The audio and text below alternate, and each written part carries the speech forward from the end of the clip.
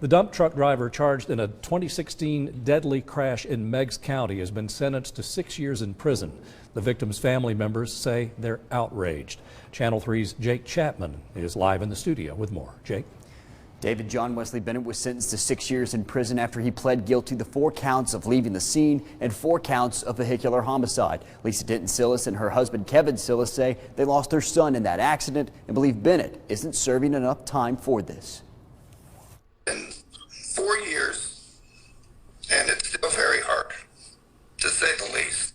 It's a call no parent wants. 2 or 3 days before Mother's Day, so 2 days. 2 days before Mother's Day. Lisa Denton-Silas says she was in a dark place for 2 years. The news of John Wesley Bennett serving 6 years in prison has her reliving the nightmare all over again.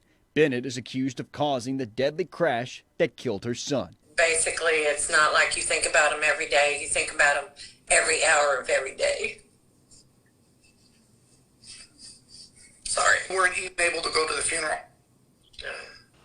We Travel. Not been able to travel. We still haven't been able to go back to Tennessee to see the grave. Bennett was pulling a trailer behind his truck on Highway 58 when it came loose and hit 2 cars, killing 4 people, including her son Chris and his wife. He left the scene and hid for 4 days before turning himself in Bradley County. This is 4 people who were just living their lives.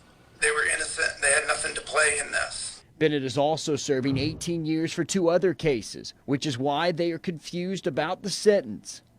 And he's going to spend more time for drugs than the 4 people. Both feel justice will never be served for their son or the others who lost their lives in this accident. Nobody who's ever gone through this ever has real closure, and there really is no justice for 4 innocent lives being taken. There just isn't. We're never going to understand why he did this. I don't think we're ever going to be okay with it either. No.